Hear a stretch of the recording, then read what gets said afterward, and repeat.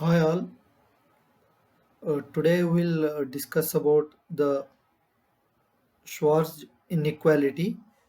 In mathematics, you might have studied about this uh, particular theorem.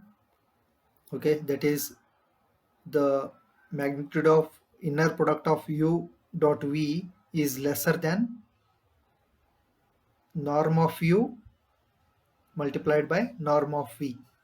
Okay, the same thing we are going to uh, prove here using two pair of energy signals. Okay, this is important because using this inequality equation, we are going to have a optimized receiver. Okay, so let us start with the statement. Consider any pair of energy signals S1 and S2. The Schwarz inequality states that square of integration minus infinity to plus infinity s1 of t s2 of t dt is lesser than or equal to. It is not equal. Okay, inequality means which is not equal. So we have two conditions: less than or equal. The integration of energy signal s1 and the energy of the signal s2, which are multiplied. So it is same as this one. Here it is square because the energy is considered. If you take square root on both sides, you will get only same as this one. Okay, and this equality holds if and only if s2 of t is equal to c into s1 of t, where c is an arbitrary constant. That is, s2 of t is some scaled version of s1 of t. Then this holds good, or we can prove this particular theorem. To prove this important inequality, let S1 and S2 be expressed in terms of pair of orthonormal basis functions phi1 and phi2 of t. That is, we have seen in the geometrical representation of signals, right? Any signal, energy signal S1 and S2, we can represent them in number of orthonormal basis functions. Here we are considering two orthonormal basis functions, phi1 of t and phi2 of t, and we can write let me go through the diagram over here, the vector representation of signals. You can see this is S1 vector and this is S2 vector. Geometric representation of these energy signals which we want to transmit over the channel. Okay, so the projection of this S1 onto phi1 is S11. Projection of this S1 onto phi2 is S12. Correct?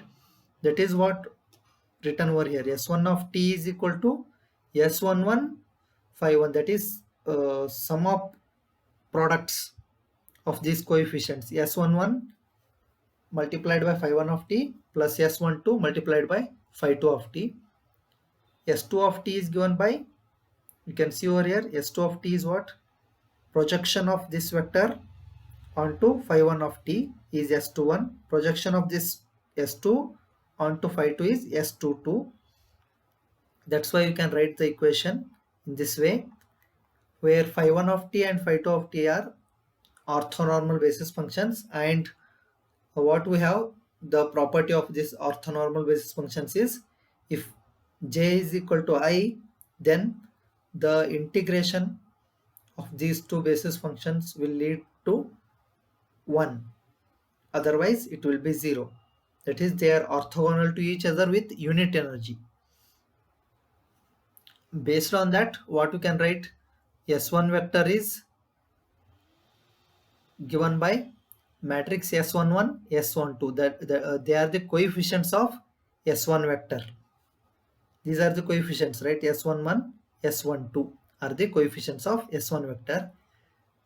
S21 and S22 are coefficients of S2 vector. Now, using this particular diagram, what you can write? The angle between two vectors S1 and S2, which is defined in the geometric representation of signals. Cos theta is given by the S1 transpose multiplied by S2 divided by norm of S1 multiplied by norm of S2. So what is S1 and S2 over here?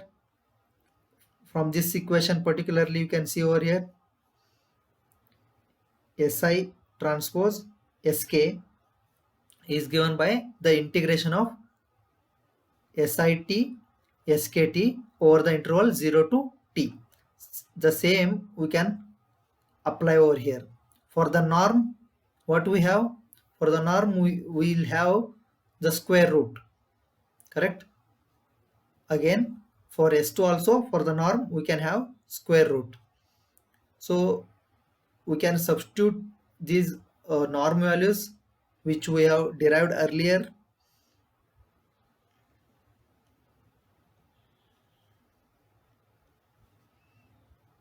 Yes, it is here.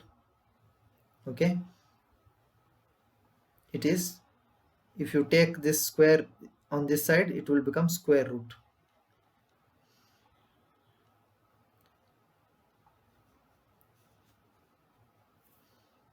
So S1 norm will be given by this equation, S2 norm will be given by this equation, and cos theta is equal to this much means what is the highest value of cos, or the value of cos varies from 0 to 1. That is, cos theta magnitude will be less or equal to 1.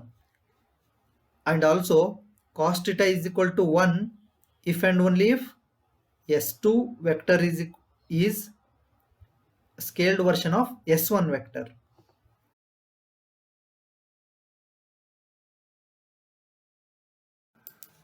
Thus we can write this is lesser than or equal to 1.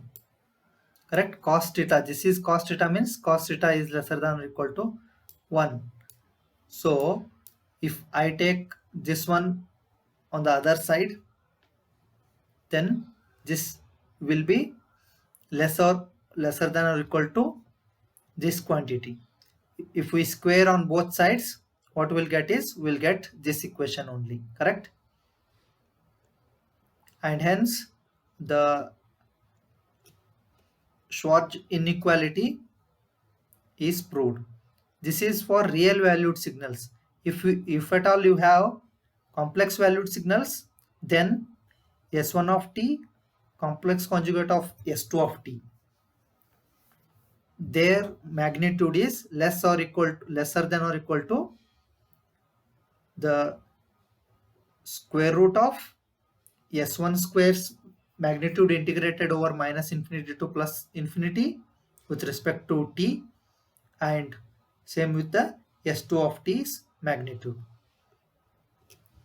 Anti-risk denotes the complex conjugation, and the equality holds if and only if S2 of t is a scaled version of S1 of t. Okay, this is the proof of the Schwarz inequality. Thanks for watching.